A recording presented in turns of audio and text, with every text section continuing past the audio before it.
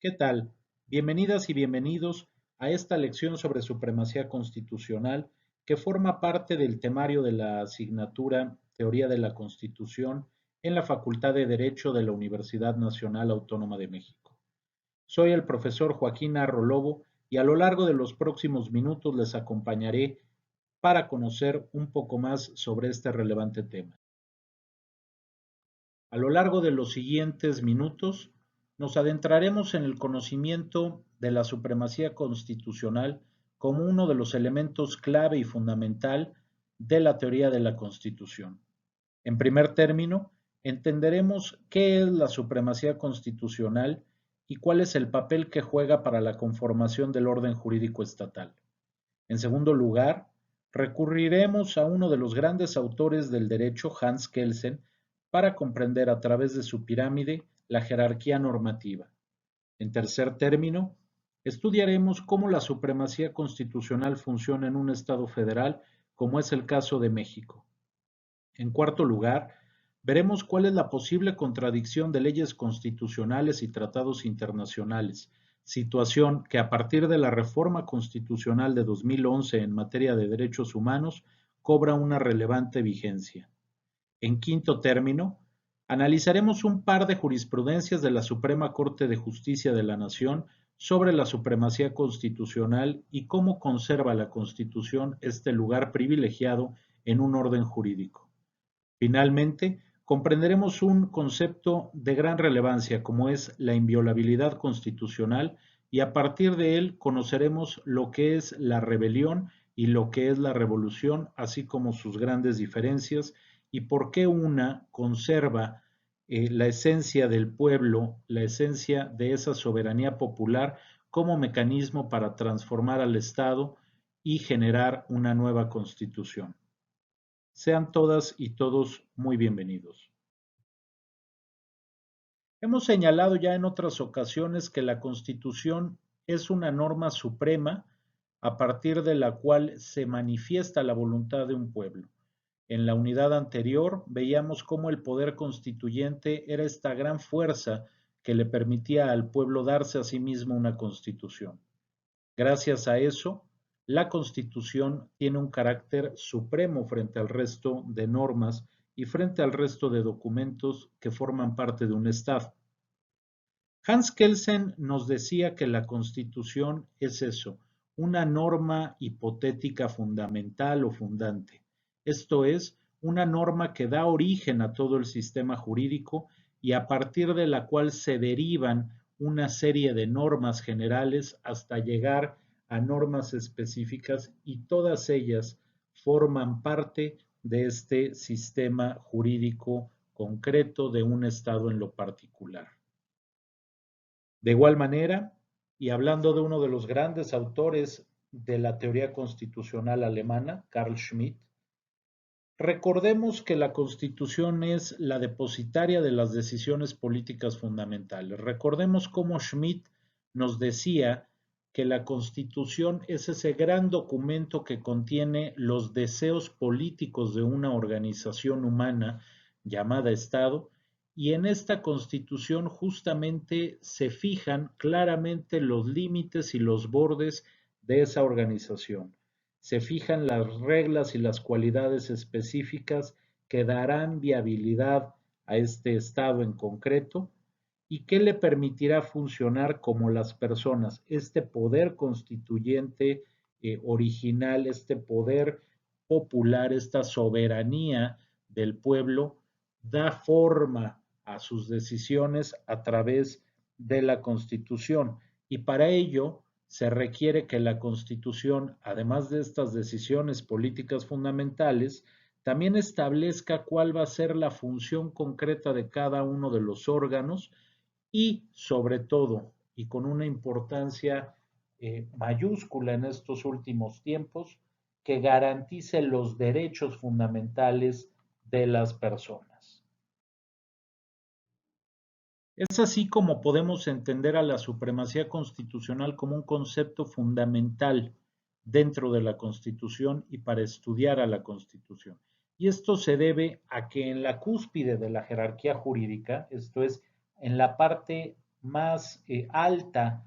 de esta pirámide, que ya veremos un poco más adelante, se encuentra este documento que contiene los principios a partir de los cuales se construye y funciona eso que conocemos como Estado constitucional de derecho. Jorge Carpizo, uno de los grandes juristas mexicanos, nos señala que del concepto de supremacía constitucional se derivan un par de principios. El primero, el principio de legalidad, y que constituye el que cualquier acto contrario a lo contenido en la Constitución carece de valor jurídico. Y el segundo, que cada órgano tiene su competencia no delegable, salvo en los casos que expresamente nos señala la Constitución. Ambos principios son fundamentales, el de legalidad y el de competencia, para poder explicar cómo es que funciona un Estado y cómo es que funcionan sus órganos políticos.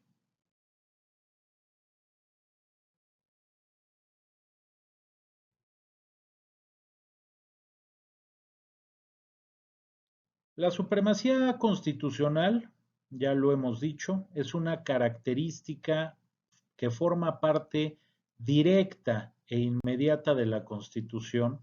pues es el resultado material y formal del poder constituyente, de esa soberanía popular encarnada en un cuerpo de hombres y mujeres que dan origen al Estado constitucional de derecho con una constitución. Esto, por supuesto, y como ya lo hemos señalado, tiene su origen en un concepto fundamental del derecho y de la ciencia política, que es el de la soberanía del pueblo o de la nación. Dicho de otra manera, la Constitución es suprema porque tiene su origen en la expresión del pueblo. La Constitución deriva de la soberanía popular. Y es así como tenemos un primer elemento, que es esta soberanía popular, un segundo, que es el poder constituyente como encarnación de la soberanía,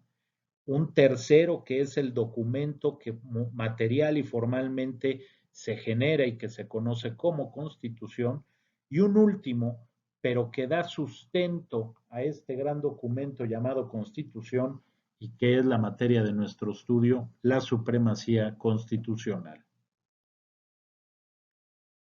Esta cualidad que está contenida en la Constitución, que es la supremacía constitucional, es indispensable, pues gracias a esa supremacía es que se puede dar origen a un conjunto de normas, a un sistema normativo al cual hemos denominado orden jurídico estatal. La norma fundamental o fundante y la supremacía constitucional son los dos grandes elementos a partir de los cuales se deriva todo este conjunto de normas que forma parte de ese gran árbol al que en otras ocasiones nos hemos referido como el derecho. Hans Kelsen, quien sin duda fue el autor austriaco más prolífico en materia jurídica durante el siglo XX, nos da una definición del orden jurídico estatal que contiene dos elementos fundamentales. El primero tiene que ver con el ámbito de validez de la norma jurídica en cuanto a la competencia, en cuanto al ámbito territorial o geográfico, y que está determinado justamente por este elemento esencial del Estado llamado territorio. Y en segundo término nos establece el carácter soberano que debe de tener. ¿Qué quiere decir esto? Que el orden jurídico estatal no puede estar subordinado ni condicionado a ningún otro orden jurídico superior. Existe, por supuesto, una relación entre los órdenes jurídicos de los diversos estados, pero es eso, es un ámbito de igualdad en el que todos ellos se encuentran, pues uno no puede estar por encima del otro. En este mismo orden de ideas, se establece que el orden jurídico de un Estado está jerárquicamente conformado por distintas normas que derivan de la Constitución. Ustedes recordarán cuando en otras ocasiones yo les he señalado que si bien el derecho tiene distintas ramas, el derecho constitucional es el tronco del árbol que contiene estas ramas. Y justamente esto es un poco de lo que Kelsen nos señala cuando nos dice que derivan distintas normas de la Constitución y que esto se da porque la norma hipotética fundamental que genera a la Constitución le permite establecer en este texto, en este documento, cuál va a ser el proceso para la creación de otras normas. El carácter supremo de la Constitución tiene que ver en mucho con esa posibilidad de establecer en ella, en la Constitución, el procedimiento para la creación de normas. Debido a esta jerarquización de normas, donde existe una norma fundante que es la Constitución y un orden jurídico estatal que se crea, es que en muchas ocasiones nos encontramos con conflictos entre las normas que se crean a partir de este procedimiento establecido en la Constitución. Y estos conflictos entre normas algunas veces pueden presentarse entre normas del mismo nivel jerárquico y algunas otras donde ya no hay tanto debate y donde ya no hay tanto conflicto porque es clara cuál debe de prevalecer, se da entre normas de distintos niveles, entre una norma inferior con una norma superior. El principio de supremacía constitucional de esta manera nos plantea un siguiente concepto fundamental para entender cómo proteger la supremacía de la Constitución en aquellos casos en los que una norma pueda contradecirla o pueda estipular algo que no está previsto en la Constitución. Y esto es lo que se ha denominado el control de constitucionalidad. El control de constitucionalidad no es otra cosa que un mecanismo previsto en la propia Constitución que permite garantizar que el resto de normas, que todo ese orden jurídico estatal, que los actos normativos que puedan derivarse de la Constitución y de las funciones de los diversos órganos establecidos en la Constitución deben de estar apegados a ella. ¿Qué quiere decir esto? Es lo que se conoce como contar con base constitucional. Esto es, que las actuaciones que pueda llegar a tener un órgano, que lo establecido en una norma jurídica concreta, debe de tener sustento y arraigo en la Constitución. No puede ir por encima de ella, no puede ir en contra de ella y no puede pretender trascenderla en aquello que la propia Constitución no haya previsto. De esta manera es que podemos señalar que el control de constitucionalidad es una consecuencia de la supremacía, ya que la supremacía no solamente es aquel concepto que indica el carácter fundante de la Constitución, sino que de igual manera y con la misma relevancia plantea que aquello establecido en la Constitución es incontrovertible, que no puede ir nada en contra de la Constitución y que la norma secundaria, las normas derivadas de la Constitución, deben siempre de apegarse a lo que ésta establece. Demos lectura al artículo 133 de la Constitución, el cual contiene el principio de supremacía constitucional, un precepto, un artículo de la Constitución que solamente ha sido modificado en un par de ocasiones y por cuestiones meramente formales más que de fondo, y que señala lo siguiente y me permito leerlo. Esta Constitución, las leyes del Congreso de la Unión que emanen de ella y todos los tratados que estén de acuerdo con la misma, celebrados y que se celebren por el presidente de la República con aprobación del Senado, serán la ley suprema de toda la Unión. Esta primera parte la analizaremos en un momento para entender la parte jerárquica de la Constitución y daremos ahora lectura a la segunda parte de este artículo y que tiene que ver un poco con este conflicto que se puede presentar entre los distintos órdenes normativos dentro de un mismo estado cuando estamos en presencia de un estado federal, como es el caso de México. Dice el artículo 133 en su segunda parte. Los jueces de cada entidad federativa se arreglarán a dicha constitución, leyes y tratados a pesar de las disposiciones en contrario que pueda haber en las constituciones o leyes de las entidades federativas. Bueno, señalábamos que la primer parte nos está señalando la jerarquía normativa reconocida por la propia Constitución y que pone en primerísimo lugar a este documento fundante, en segundo a las leyes y a los tratados que estén de acuerdo con la misma y que ya veremos cuando se puedan presentar, por un lado, conflictos entre normas internas, normas creadas a la luz de la Constitución y tratados que se celebren con otros estados o con organismos internacionales. Ya veremos ahí esa parte en cuanto al conflicto, pero también en cuanto a la jerarquía normativa, aquí está claramente representada y establecida, dándole el carácter de ley suprema de toda la Unión. La Unión, recordemos, es justamente la suma de las voluntades políticas de las entidades federativas. Y en segundo término, establece que al ser este el sistema mexicano, el sistema jurídico de nuestro país, un sistema que está apegado a una organización federal, siempre tendrán preeminencia, siempre estarán privilegiándose las normas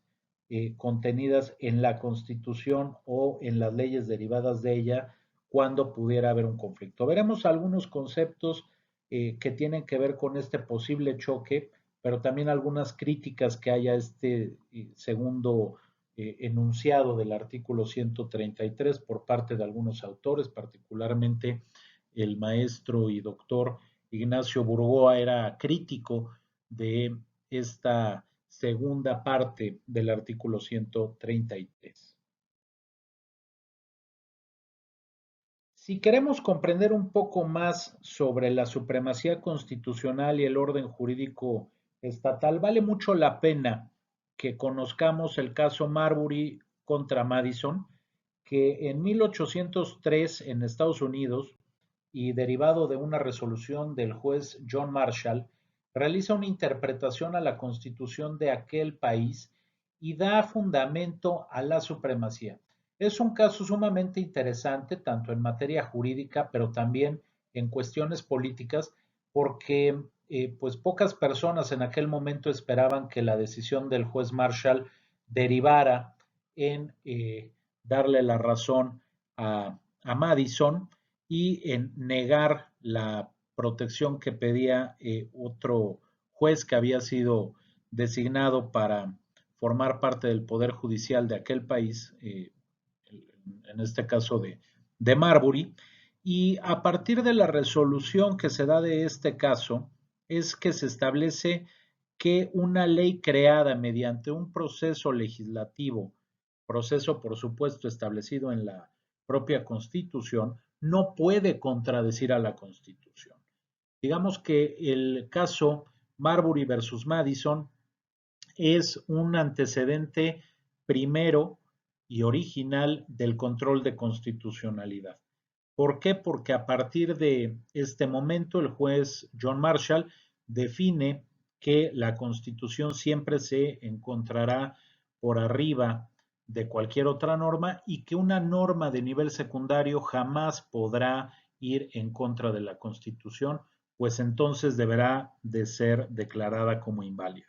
En YouTube pueden ustedes, si buscan el caso Marbury versus Madison en español, ver un video breve de alrededor de 30 minutos que les resultará muy interesante y que de verdad vale mucho la pena conocer.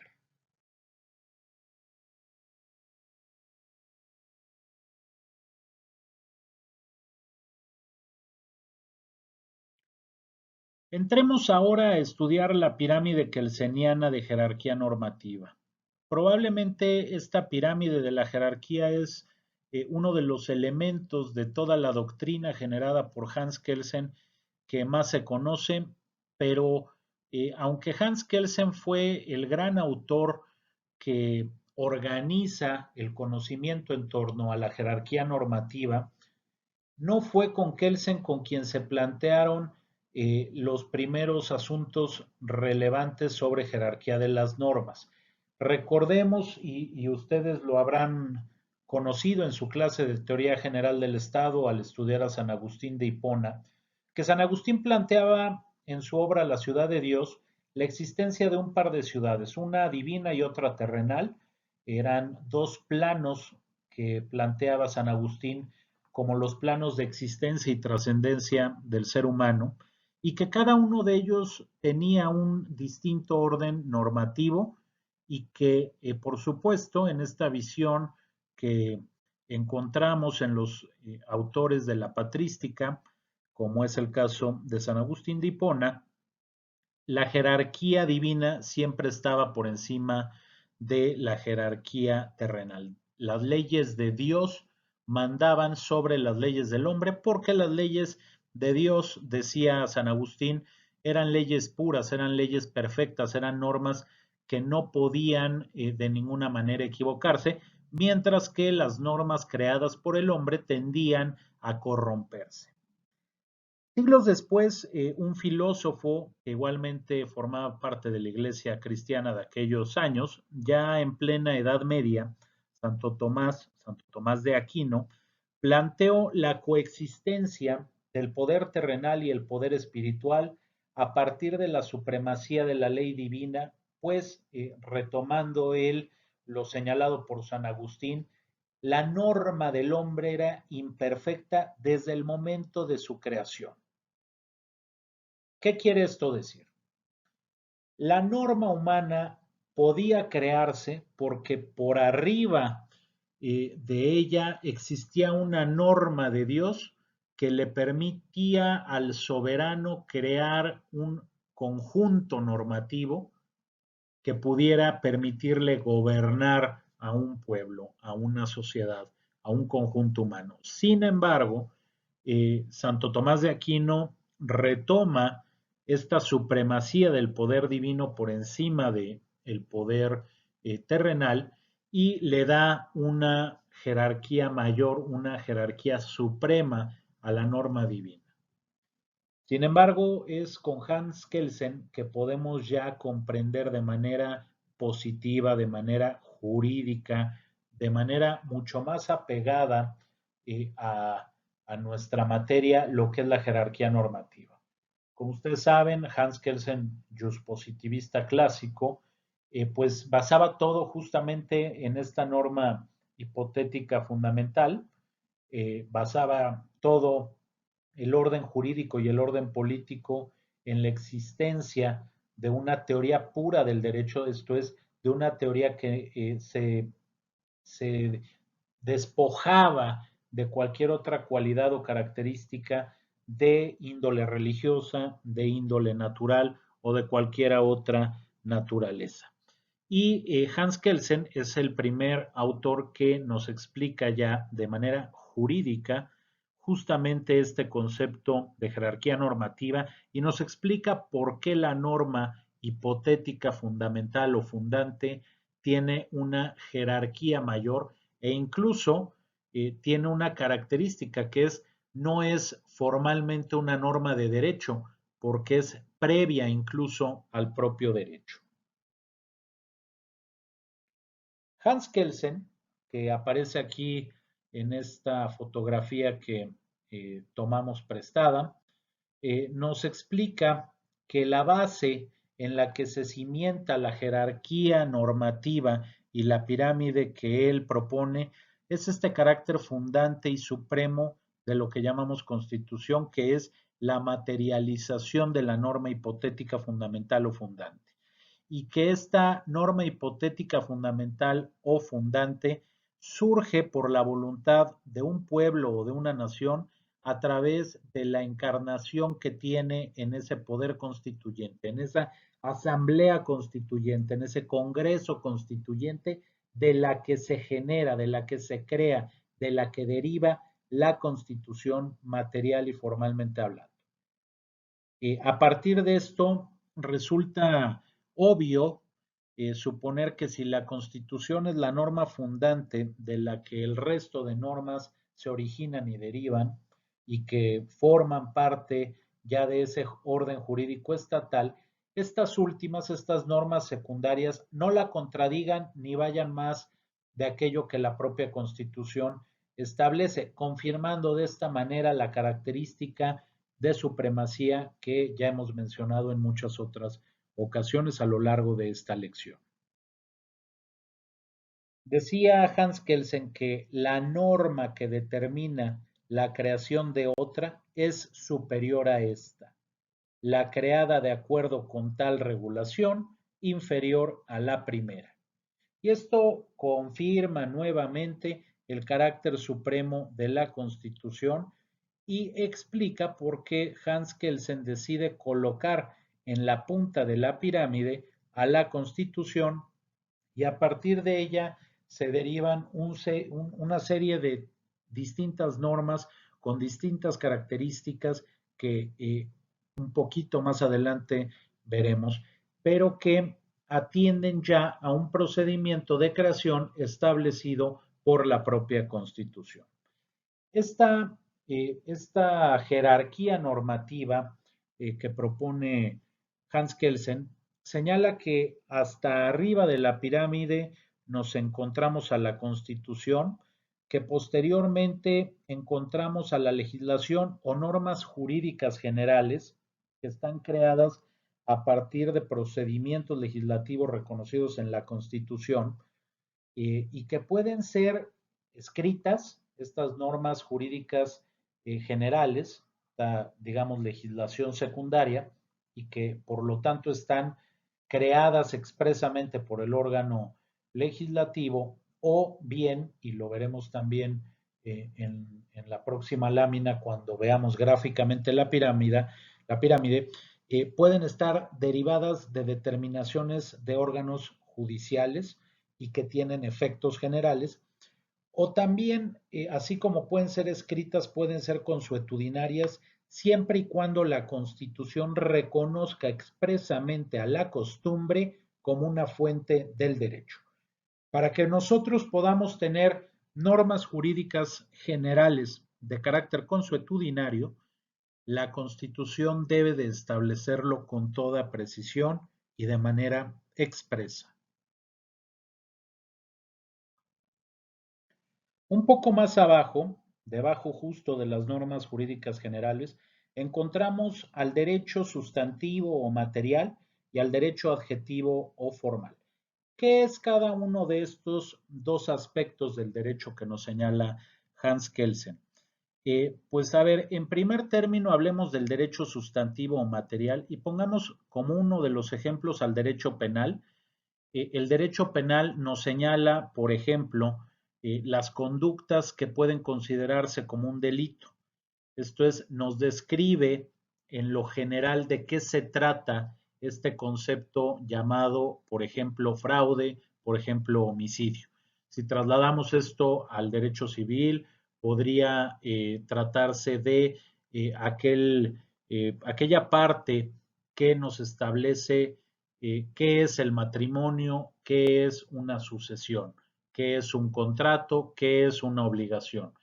Y de esta manera podemos irlo trasladando a el resto de las ramas del derecho. Mientras que el derecho adjetivo o formal tiene que ver más, y otra vez utilizando el ejemplo del derecho penal, con el derecho procesal penal. Esto es, el derecho adjetivo o formal es aquel que nos explica la manera en que se debe de actuar, la manera en la que se va generando un procedimiento para poder aplicar aquel derecho sustantivo que veíamos en primer término. Por ejemplo, ante un delito de fraude, ante un delito de homicidio, ¿cómo es que el Ministerio Público debe de actuar ante cada uno de ellos? En un cuarto escalafón, encontramos a las normas jurídicas conocidas como ley u ordenanza reglamentaria, según Kelsen, pero que nosotros conocemos de manera común como reglamentos. Estos reglamentos no surgen de un acto formalmente considerado como legislativo, esto es, no surgen en nuestro caso de la Cámara de Diputados y del Senado de la República, sino que corresponden a una facultad con la que cuentan algunos órganos, por ejemplo el órgano ejecutivo, para desarrollar estos elementos normativos que permitirán que se pueda aplicar de manera muy particular, muy paso a paso, una norma de mayor jerarquía. Ya en el último lugar de la pirámide kelseniana, nos encontramos a aquellas normas que van de lo general a lo individual una vez que se han aplicado al caso concreto. Pensemos otra vez en el caso de una conducta que el Ministerio Público nos señala que constituye un delito conocido como homicidio. Esto, por supuesto, se tiene que llevar ante una autoridad jurisdiccional, judicial, que va a determinar en última instancia si efectivamente la persona cometió una conducta tipificada como delictuosa, en este caso, repetimos, como homicidio o no. Esa aplicación concreta de la norma que se traduce en una sentencia judicial, pero que también puede ser en otro ámbito como es el derecho administrativo, puede ser alcanzada por un órgano administrativo, como podríamos pensar en un órgano interno de control, en la Secretaría de la Función Pública, por señalar alguno, eh, constituyen una norma que pasa de lo general a lo individual. Esto, por supuesto, también se puede dar a partir del acuerdo de dos voluntades o más en materia civil a través de un contrato. Cuando yo firmo un contrato de compraventa porque voy a comprar, por ejemplo, una casa, yo firmo con el vendedor de esa casa un contrato, entre nosotros dos nos ponemos de acuerdo siempre y cuando no violentemos lo establecido por la ley. Este acto llamado contrato surge de una ley, en este caso de un código civil y de un precepto que es el de compraventa, a partir del cual puedo yo hacerme de un bien a cambio de entregar una contraprestación, en este caso una cantidad de dinero, y al nosotros dos, el comprador y el vendedor, establecer este contrato, estamos particularizando, estamos individualizando esa norma general. En el próximo apartado de esta lección veremos justamente la aplicación al sistema jurídico mexicano y tal vez podamos comprender de mejor manera cómo es que se vería la pirámide kelseniana en el orden jurídico estatal de México. Pero simplemente para recapitular y para retomar lo que aquí hemos expuesto, veamos cómo en la punta de la pirámide encontramos a la Constitución, debajo de ella a la legislación o normas jurídicas generales, un poco más abajo en un tercer escaño al derecho sustantivo o material y al derecho adjetivo o formal. En cuarto lugar, a la ley, ordenanzas reglamentarias o reglamentos. Y finalmente encontramos las normas jurídicas individualizadas que veíamos pueden derivar de una sentencia de un órgano judicial, pueden derivar de una determinación del órgano administrativo o pueden darse porque dos partes o más generan una concretización individualizada del derecho a partir, por ejemplo, de la suscripción de un contrato.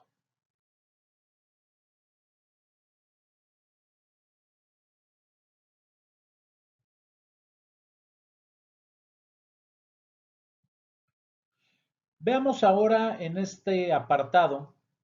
qué sucede con la supremacía constitucional en un Estado federal, como es el caso de México. Para empezar, recordemos un poco de nuestras clases de teoría general del Estado y recordemos que las formas de Estado pueden ser dos. En un primer término tenemos estados centralistas o unitarios y en otro tenemos estados federales o compuestos. La característica principal en materia jurídica, no política, que tienen las formas de Estado es justamente el ámbito de aplicación de las normas en cuanto a la territorialidad. ¿Existen o no existen jurisdicciones específicas que tengan una normatividad distinta al resto? Si bien existe una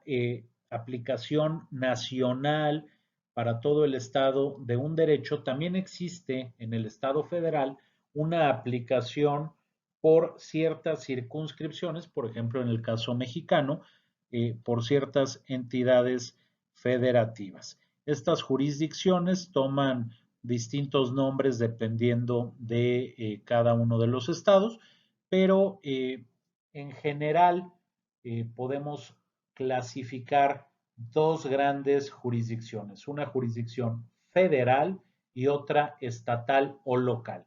Como les digo, cada estado le da un nombre distinto a las jurisdicciones locales, pero de manera general podemos identificarlas de esta manera. Es importante señalar que la distinción entre ambos ámbitos, entre el ámbito federal y el ámbito local, es meramente competencial. ¿A quién le compete, a quién le corresponde la aplicación de determinada norma? Y no tiene que ver, como equivocadamente se ha pensado, con un ámbito jerárquico. Esto es, la autoridad federal jerárquicamente no está por encima de la autoridad estatal. Competencialmente, sí hay una distinción muy clara en lo que corresponde a una y a otra, pero un principio fundamental es, del federalismo es que en ningún momento la Constitución señala que el gobierno federal, la autoridad federal, el órgano federal se encuentre por encima del orden local. En lo político, la Constitución en un ámbito federal sirve justamente como ese documento que une a todas estas partes que van a formar algo mucho más grande y que a través de un pacto federal celebran para crear y dar origen a una federación o a un estado federal. Cabe recordar, como nuestra propia Constitución lo establece en su artículo 40, que en el caso mexicano nos encontramos ante un estado cuya forma es la de ser un estado compuesto o federal,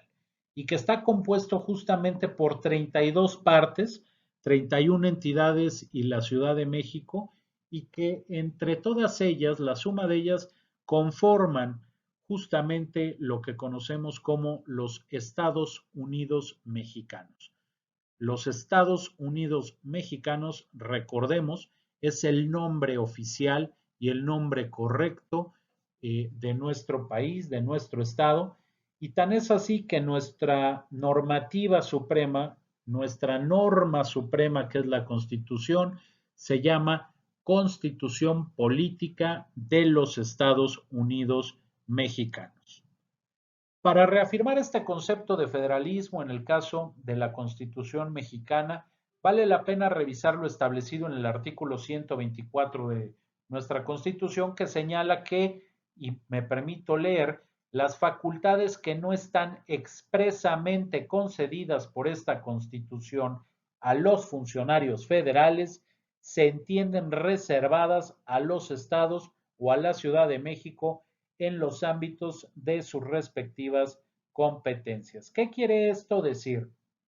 Esto lo único que hace es reafirmar el carácter federal del Estado mexicano. ¿Por qué? Porque las autoridades, los funcionarios, los órganos federales solamente podrán hacer aquello que la Constitución expresamente les permite hacer, mientras que todo aquello que no esté establecido en la Constitución y reservado como una función o facultad expresa del nivel federal, se entenderá que es de competencia y de nivel local. Sin que pretenda ser exacto, pero haré un símil que tiene que ver con esta distinción y que es justamente lo que sucede en el ámbito del derecho administrativo. El derecho administrativo, que es esta rama del derecho que regula las relaciones de una parte concreta de los órganos del Estado con el resto y con el pueblo, con la gente, con la ciudadanía, señala un principio fundamental del derecho administrativo, que aquello que no se encuentre prohibido para una persona se entiende que está permitido, mientras que para una autoridad aquello que no está expresamente señalado se entenderá que está prohibido. ¿Qué quiere decir? Las autoridades solo pueden realizar aquello que está expresamente señalado, mientras que los ciudadanos podemos hacer todo aquello que no nos está prohibido. Un poco con este símil pretendo explicar cómo es que las entidades pueden hacer todo aquello que no le está conferido directamente a la federación, pero la federación solo puede hacer aquello que sí le está expresamente reconocido. Cuando vemos la supremacía constitucional en el Estado federal mexicano, nos encontramos que en la punta de la pirámide tenemos a nuestra constitución política de los Estados Unidos mexicanos. En segundo nivel, y lo veremos un poco más adelante, se reconoce a los tratados internacionales que están celebrados por el presidente de la República con arreglo y aprobación del Senado. Posteriormente están las leyes federales y las leyes locales. Después vienen los reglamentos, como estos documentos normativos que derivan de una función administrativa. Y en quinto término, perdón, tenemos las normas jurídicas individualizadas, que son producto, como ya vimos, o de una sentencia judicial o de una determinación administrativa, o bien de la voluntad de dos o más partes en un acto de común acuerdo. Para garantizar la supremacía de la Constitución en un Estado federal como es el caso mexicano y en el que conviven dos ámbitos competenciales, es relevante contar con ciertas figuras jurídicas que tienen que ver con un concepto que ya habíamos visto y que es el de control de la constitucionalidad. Los medios de control constitucional pueden ser en este sentido de dos tipos. Pueden ser directos cuando protegen los principios consagrados en la Constitución a través de mecanismos estrechamente vinculados con aquellos, o pueden ser difusos cuando la protección de la Constitución deriva de señalamientos redundantes por evidentes, consistentes en el respeto y preeminencia que se debe dar a la misma. Sé que suena en este momento un poco enredoso, sé que suena un poco complejo, pero a continuación lo entenderemos de mejor manera. En el caso de los medios de control directo, estamos hablando en este caso de 6 medios de control directo. El primero es la desaparición de los poderes locales. Esta es una facultad con la que cuenta el Senado de la República para que en aquellos casos que se apeguen a lo establecido por la propia Constitución, el Senado pueda declarar la desaparición de los poderes locales. En segundo término, la facultad investigadora de violación a derechos humanos, violaciones graves a los derechos humanos que tiene la CNDH, la Comisión Nacional de los Derechos Humanos, en el artículo 102, apartado B de la Constitución, y que tiene que ver, por ejemplo, con temas como tortura, ejecución arbitraria o desaparición de personas. Desaparición forzada de personas, por supuesto. En estos casos, que son consideradas algunas de las violaciones graves a los derechos humanos, la Comisión Nacional de Derechos Humanos tiene la facultad para investigarlas y esto constituye un medio de control directo a la Constitución en el Estado federal. En tercer término, y que ameritará el que ustedes un poco más adelante en su carrera tomen una asignatura particular, es el juicio de amparo como medio de control directo de la constitucionalidad. Ya verán ustedes en los artículos 103 y 107 cuál es el procedimiento que se debe de seguir para la interposición y el seguimiento a un juicio de amparo, pero digamos en este momento que el juicio de amparo es el medio de control constitucional directo para aquellas personas que en lo particular sientan que un acto de autoridad les está generando un agravio, un perjuicio del cual después será muy difícil reponerse. En cuarto término, el medio de control directo que encontramos es la controversia constitucional, que está reglamentada en la fracción primera del artículo 105 de la Constitución y que es en aquellos casos en los que haya cierta discrepancia en cuanto a justamente la aplicación de una norma. Cuando hay conflictos competenciales de lo que corresponde, por ejemplo, a una entidad federativa o al gobierno federal, o lo que corresponde a, digamos, instancias de igual jerarquía, digamos, dos entidades federativas, por ejemplo,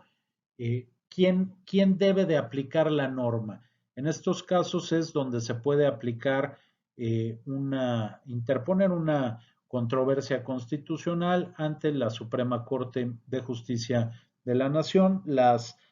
causas, los supuestos que deben de actualizarse para poder interponer una controversia, señalábamos, están establecidos en la fracción primera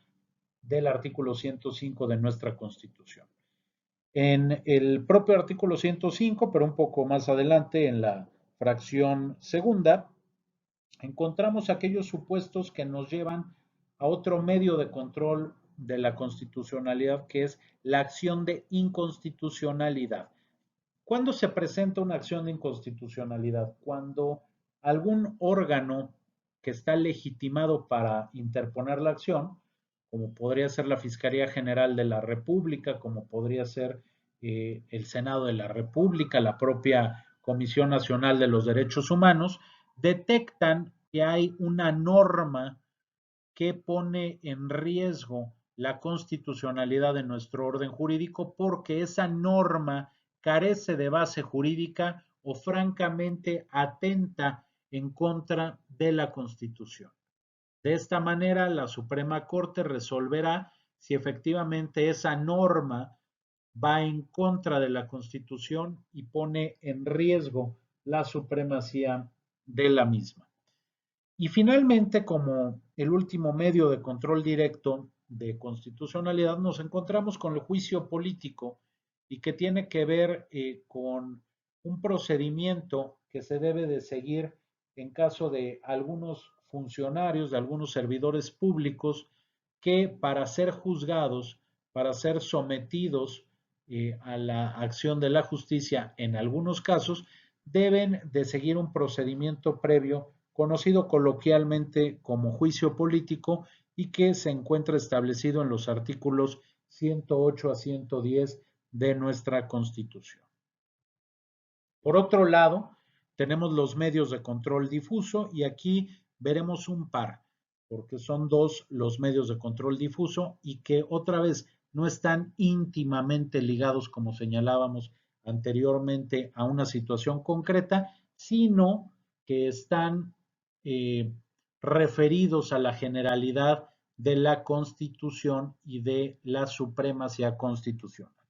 El primero tiene que ver con la protesta constitucional que está establecida en el artículo 128 de la Carta Magna y que tiene que ver con el que aquellos servidores públicos de un cierto nivel, de una jerarquía elevada, deben de rendir una protesta constitucional en la que se comprometen a cumplir y hacer cumplir la Constitución y las leyes que de ella emanen. Es una forma que se tiene, yo con todo respeto le digo, me parece más una formalidad que algo que verdaderamente genere grandes resultados, es una forma en la que se compromete al servidor público a observar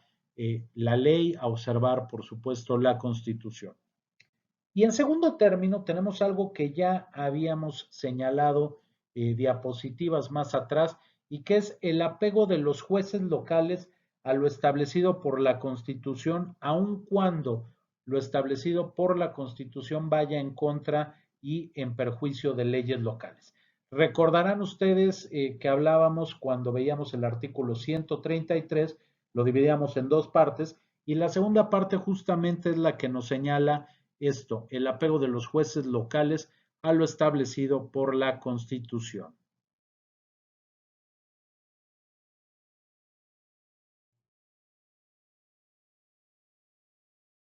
Veamos ahora una situación que se puede presentar y que es la contradicción entre algo que los teóricos denominan como leyes constitucionales y los tratados internacionales. El término de leyes constitucionales, quiero comenzar diciendo, es un tema que se ha discutido ampliamente por diversos teóricos y donde existe un debate bastante rico y bastante interesante sobre si existen estas leyes constitucionales con una jerarquía y una dimensión distinta al resto de las normas jurídicas generales o no. Mario de la Cueva, un autor al que hemos recurrido en otras ocasiones y que ustedes ya conocen perfectamente, cita a un autor constitucionalista mexicano de finales del siglo XIX y principios del siglo XX, Mariano Coronado, y señala que las leyes constitucionales, cito, son las reglamentarias que desarrollan algún precepto del código político. En este sentido, incluso les diría que hay leyes cuyo nombre es expresamente el de ley reglamentaria del artículo fulano de la Constitución Política de los Estados Unidos Mexicanos. Y efectivamente, en este sentido,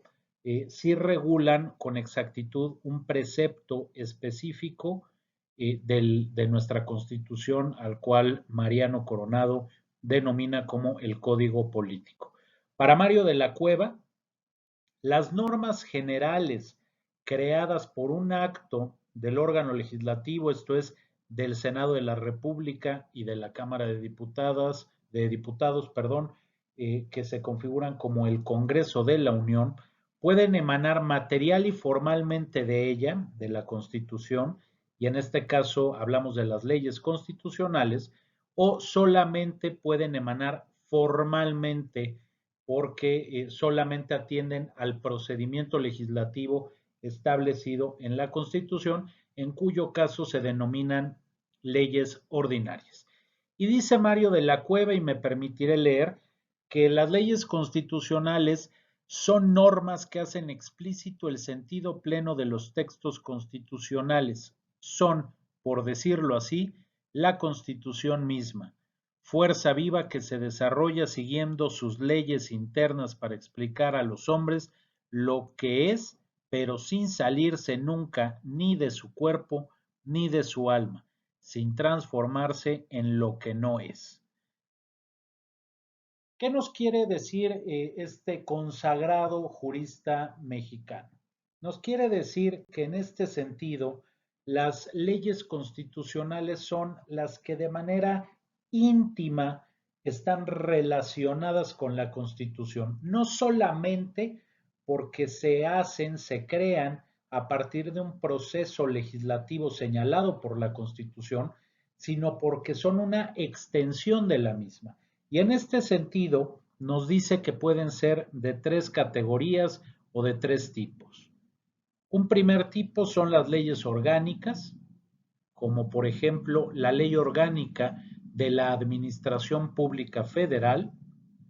leyes reglamentarias, por ejemplo, la ley reglamentaria que tiene que ver con la libertad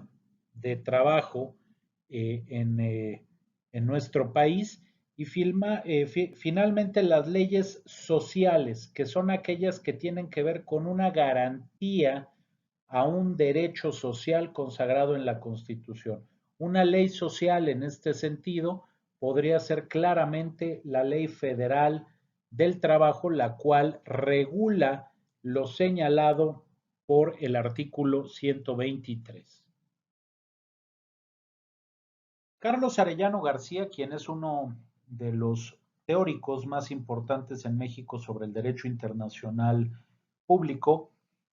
nos señala lo que para él es un tratado internacional y nos dice que un tratado internacional es un acto jurídico que corresponde regir al derecho internacional y en el que dos o más sujetos de la comunidad internacional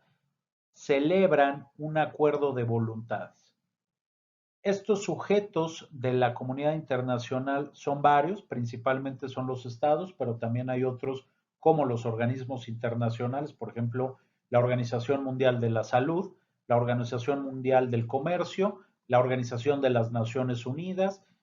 en el ámbito universal, pero también hay distintos ámbitos como el ámbito regional, por ejemplo, la Comisión Interamericana de Derechos Humanos o la Corte Africana de Derechos Humanos, son organismos,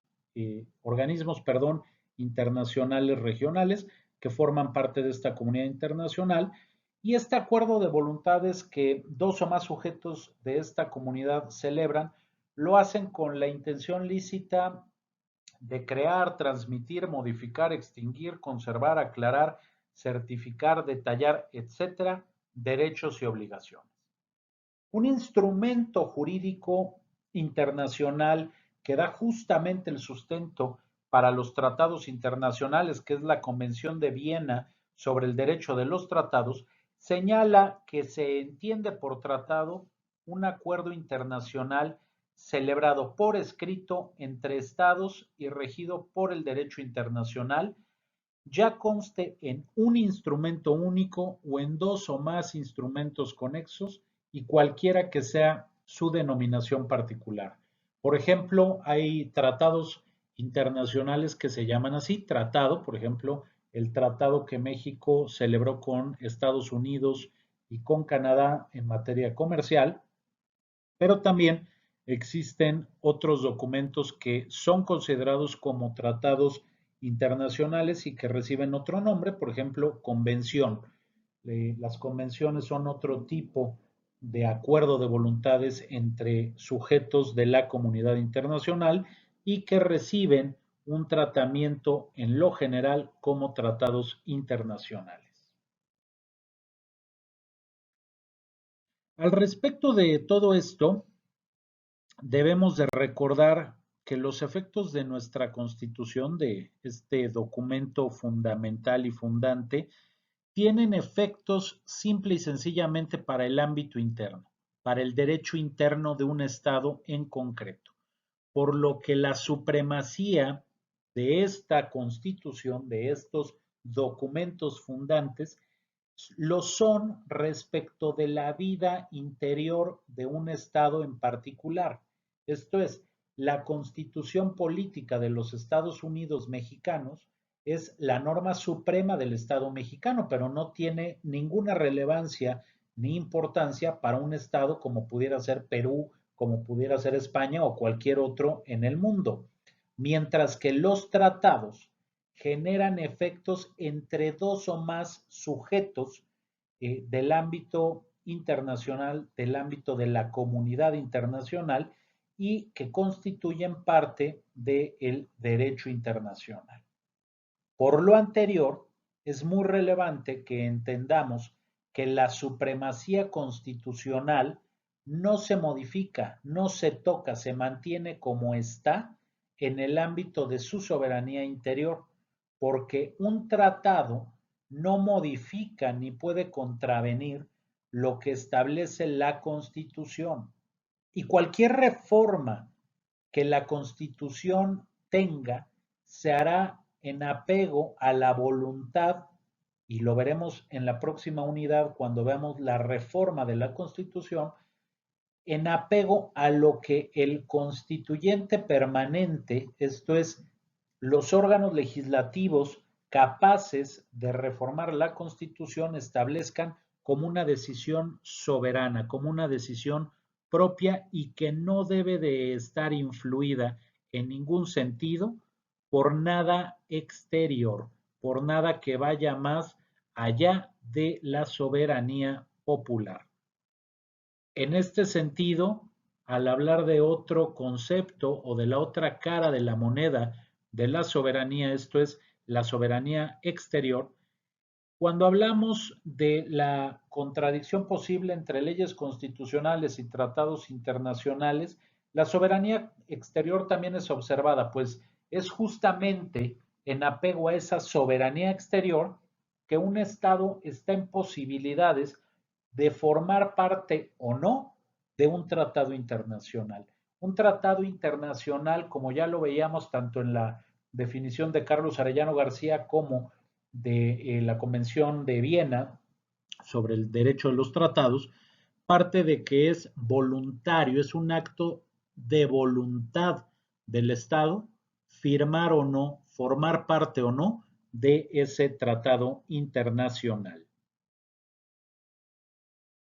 Sin embargo, es posible que se presenten contradicciones entre un tratado internacional y la Constitución o frente a cualquier otra norma, cualquier otra parte del orden jurídico estatal. Y en este sentido, Jorge Carpizo señala, y lo voy a leer textualmente, que no se puede aplicar en el orden interno y desde el punto de vista externo tampoco lo debe aplicar el Estado aunque caiga en responsabilidad y lo que en estos casos debe hacer es denunciarlo o por algún otro método jurídico acabar con el monstruo que no tiene base constitucional para poder subsistir. Esto es, si un tratado internacional y la Constitución chocan, lo que establece el tratado internacional no puede ser aplicado en el ámbito interno. Y en el ámbito externo se tiene que señalar, no puedo yo como Estado mexicano cumplirlo. Y lamento mucho, pero de alguna manera tenemos que componer esta situación porque es imposible que yo aplique en mi derecho interno algo que va en contra de lo establecido con la Constitución. Ahora, cuando hablamos de esta contradicción que surge, se habla de una contradicción en un ámbito secundario de la pirámide kelseniana de jerarquía normativa, por ejemplo, con leyes que emanan del poder legislativo, con normas jurídicas generales, ya sean, como señalaba Mario de la Cueva, normas constitucionales, leyes constitucionales o leyes ordinarias. Veamos qué pasa cuando hay una contradicción entre las leyes consideradas como constitucionales y los tratados internacionales. Y esto vale la pena repasarlo porque al existir ambas en una jerarquía idéntica, cabe preguntarnos qué va a suceder cuando no coincidan o incluso se contrapongan de manera directa. En el caso de los estados, en los que el órgano legislativo es el mismo, el que crea normas jurídicas internas y el que interviene en la celebración o ratificación de un tratado,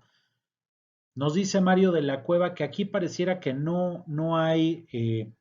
ni podría haber una contradicción. ¿Por qué? Porque al ser el mismo órgano el que crea el derecho que el que ratifica un tratado internacional, uno podría suponer que existe la voluntad de ese órgano para poder modificar y armonizar el derecho interno con el contenido del tratado. El problema se presenta en estados que sí tienen dos órganos legislativos. Cuando hay un sistema bicameral, como es el caso de México, donde hay una Cámara de Diputados y un Senado de la República, puede haber un problema. Sabemos que el Senado de la República tiene entre sus facultades el ratificar aquellos acuerdos internacionales, aquellos tratados internacionales celebrados por el presidente de la República. En esto no interviene la Cámara de Diputados. ¿Qué podría suceder si el Senado de la República ratifica un tratado y la Cámara de Diputados no está de acuerdo con modificar el derecho interno para hacer que ambos sean armónicos? En este caso, es posible que se genere un conflicto entre las normas constitucionales y los tratados internacionales. ¿Por qué? Porque no existe ninguna certeza de que vaya a generarse esta armonización del derecho nacional o interno con el derecho internacional o con aquello específicamente establecido por el tratado internacional. En los casos en los que se presenta un conflicto de esta naturaleza, un profesor de nuestra Facultad de Derecho, el doctor Enrique Quiroz Acosta, propone una serie de pasos, de 3 pasos, para resolver este posible conflicto. En primer término, se debe de ver que exista congruencia entre el tratado internacional y la Constitución. Si no existe congruencia, estaríamos a lo que ya señalaba Carpizo. No se puede aplicar algo que va flagrantemente en contra de la Constitución. En segundo término, hay que recurrir a un principio del derecho, que es el del ex posteriori derogat priori. La ley posterior deroga a la ley anterior. La ley más reciente deroga a la ley más anterior, a la ley primera que existía. En este caso, podemos acudir a este principio del derecho como un segundo momento para resolver un posible conflicto entre leyes constitucionales y tratados internacionales, dice Enrique Quiroz Acosta. Y finalmente recurrimos a un siguiente principio del derecho, que es el principio de especialidad, el principio lex specialis derogat legi generali. La ley específica debe de ser considerada como una norma que regula de mejor manera el derecho en concreto que la ley general y por lo tanto debe de considerarse como la norma que debe de aplicarse. Estos son los 3 momentos, las 3 etapas, las 3 formas que Enrique Quiroz Acosta nos plantea. En caso de que esto no pueda solucionarse y que no nos basten ninguna de estas 3 etapas o momentos o formas para resolver posibles contradicciones entre leyes constitucionales y tratados internacionales, lo que debe de prevalecer es lo que se establece en la Constitución. Y lo que debe de prevalecer en este sentido es, por supuesto, el cuidar la soberanía interna y, por lo tanto, el derecho nacional o el derecho interno.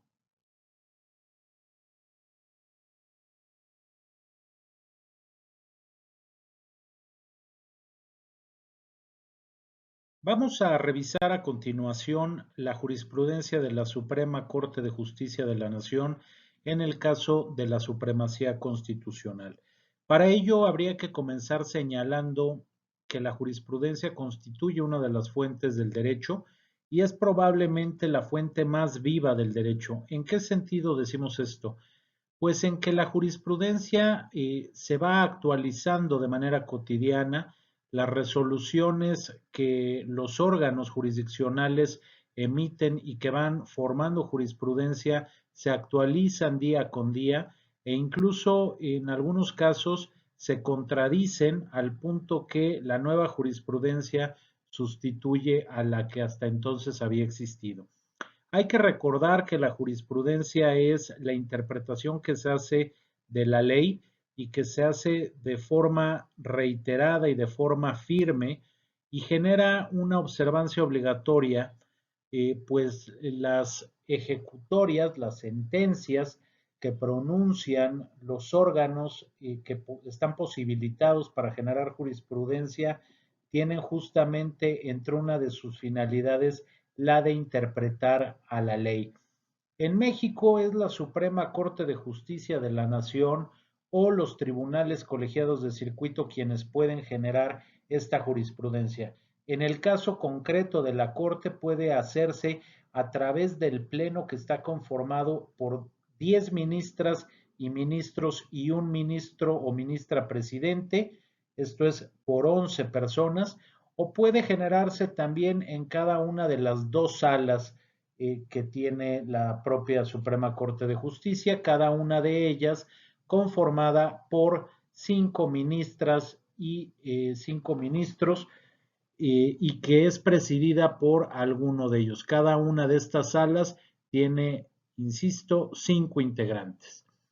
Ahora, cuando nos acercamos al mundo y al análisis de la jurisprudencia, vale la pena señalar que esta es probablemente una de las áreas más vastas, más grandes del derecho y que la gran cantidad de interpretaciones que se hace cotidianamente sobre diversas cuestiones implica una complejidad en su estudio y en su conocimiento pleno. Sin embargo, al ser una de las principales fuentes del derecho, es sumamente necesario que ustedes como abogadas, como abogados, se vayan familiarizando con la jurisprudencia y que acudan a ella de manera cotidiana, más allá de la consulta obligada, por supuesto, y de la consulta primaria que se tiene que hacer, por supuesto, a las leyes. En esta ocasión, hemos seleccionado un par de jurisprudencias, cada una de ellas de distinta naturaleza y ya la analizaremos cada una de ellas en su justa dimensión, pero que nos permitirán conocer cuál ha sido el sentir de la Suprema Corte de Justicia de la Nación, del Poder Judicial Federal en materia de supremacía constitucional.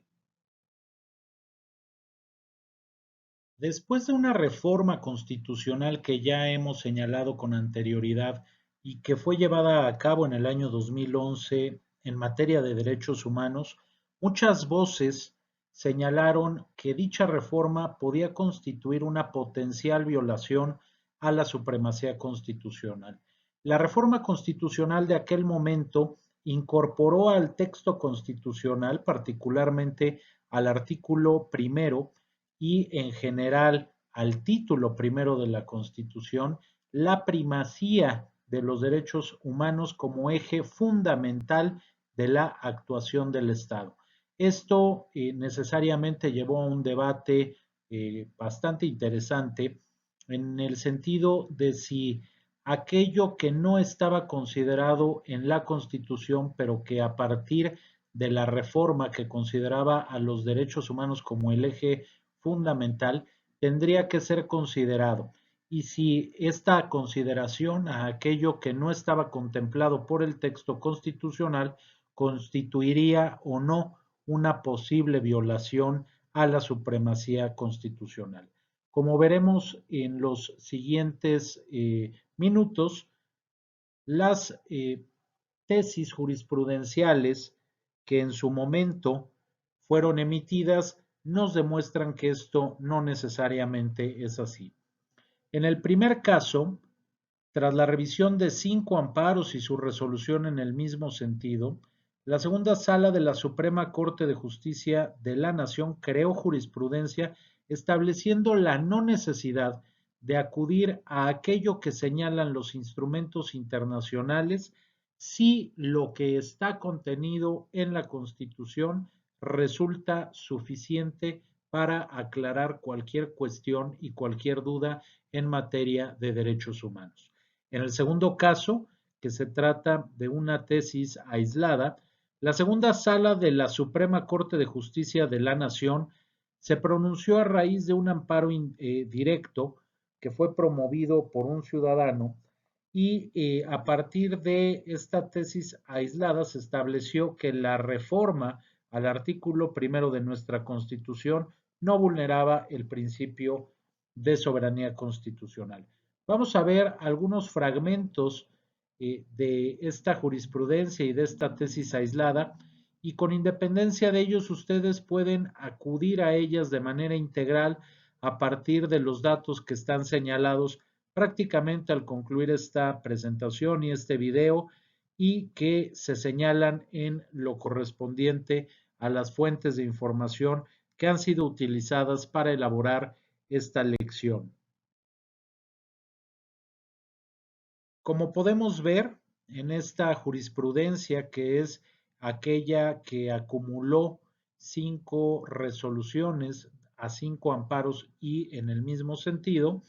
en esta se establece que no resulta necesario ni indispensable considerar aquello que los instrumentos internacionales puedan señalar en materia de derechos humanos si se analiza nuestro orden jurídico nacional y si se estima que lo previsto en la Constitución es suficiente. En este segundo caso que estamos analizando, se señala por parte de la segunda sala de la Suprema Corte de Justicia de la Nación cómo es que la reforma al artículo primero de la Constitución consideró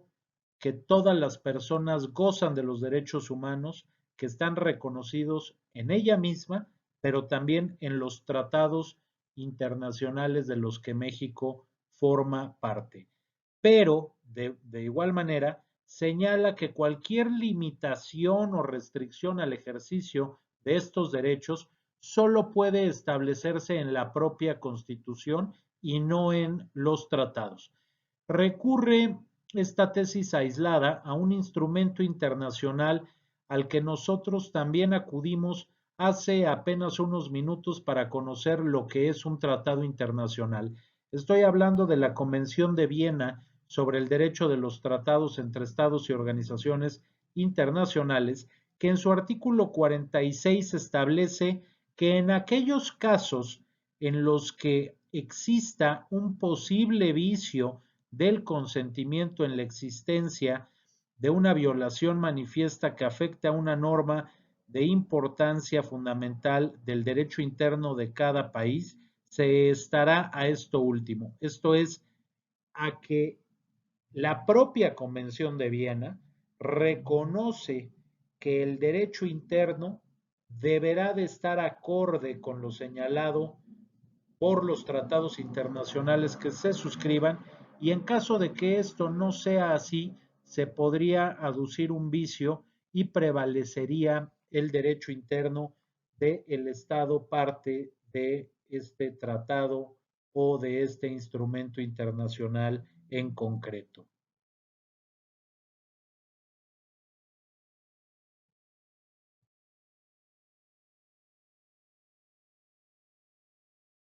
Ya para concluir esta lección sobre supremacía constitucional, vamos a ver un último tema que en lo personal me parece apasionante, y es el de la inviolabilidad constitucional. La inviolabilidad constitucional es un principio que se encuentra establecido en el artículo 136 de nuestra Carta Magna y que señala que la Constitución no dejará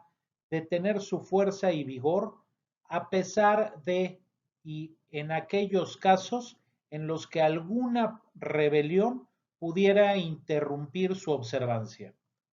Este primer concepto, el concepto de rebelión, lo vamos a ver un poco más adelante, pero es una de las claves para entender una diferencia fundamental de aquellos casos en los que hay una usurpación del poder, de aquellos otros en los que el pueblo reclama para sí el poder y la posibilidad de cambiar, de transformar su constitución y por lo tanto la estructura y la organización del Estado particular. Este artículo 136 establece de igual manera que en aquellos casos en los que se establezca un gobierno contrario a los principios que esta Constitución considera y sanciona, una vez que el pueblo recupere su libertad, esto es, una vez que ese gobierno que llegó por la usurpación al poder sea removido, se restablecerá la observancia de la Constitución y con arreglo a ella, con arreglo a lo que ella establece, deberán de ser juzgadas aquellas personas que participaron o apoyaron este gobierno emanado de la rebelión, emanado de este trastorno público que no solamente fue ilegal, sino sobre todo que no contó con la legitimidad necesaria de el apoyo popular. En términos generales, como ya lo hemos señalado, el concepto de inviolabilidad está referido a aquellos casos en los que un grupo de personas, en el que un grupo político pretenda desobedecer lo que emana de la Constitución, lo que está establecido en la Constitución, e incluso en aquellos casos en los que este grupo pretenda modificarla o abrogarla para crear una nueva o simple y sencillamente para mantenerse al margen de la ley. En estos casos, en los casos de rebelión o trastorno público, como la propia Constitución señala en su artículo 136, la Constitución conservará su carácter de norma suprema aun cuando no sea observada por este grupo, aun cuando se interrumpa su vigencia por este grupo que haya usurpado ilegítimamente el poder, constituyéndose así como un gobierno contrario a lo previsto por la Constitución y por lo tanto a lo deseado por el pueblo a través del poder constituyente y en apego y en arreglo a la soberanía popular de la que el pueblo goza. Junto con este caso, el caso de la rebelión o el trastorno público, la única otra ocasión en la que la Constitución y el orden jurídico pueden verse interrumpidos en cuanto a su vigencia se refiere a los casos de la suspensión de derechos y garantías que se encuentra prevista en el artículo 29 constitucional. Sin embargo, la suspensión de derechos y garantías prevista en el artículo 29 constitucional obedece a otras razones y tiene una forma distinta de aplicarse. Vamos a concluir esta lección hablando de dos conceptos que ya hemos mencionado y que son el de revolución y rebeldía, con la intención de no confundir en qué consiste cada uno de ellos, cuál es su naturaleza, quiénes lo integran, qué finalidad persiguen. En el caso de la rebelión, y aquí la ilustramos con quien es conocido como el usurpador en el caso de México, nos referimos a Victoriano Huerta, las características que reviste es que se trata de un movimiento ilegítimo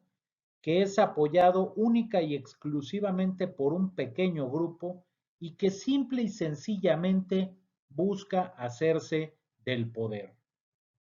En contraparte, la revolución, y que aquí representamos con una parte, un fragmento de un mural muy famoso de Alfaro Siqueiros. La revolución, en contraparte, es un movimiento totalmente legítimo y que es apoyado por la mayoría del pueblo que forma parte de un Estado y en contraparte con la rebelión que busca hacerse del poder, lo que la revolución busca y persigue es generar cambios políticos de fondo que beneficien y que permitan al pueblo recuperar el poder que por alguna razón haya podido perder. De esta manera es como concluimos este pequeño video, esta pequeña presentación que pretende ilustrar los rasgos generales de la supremacía constitucional.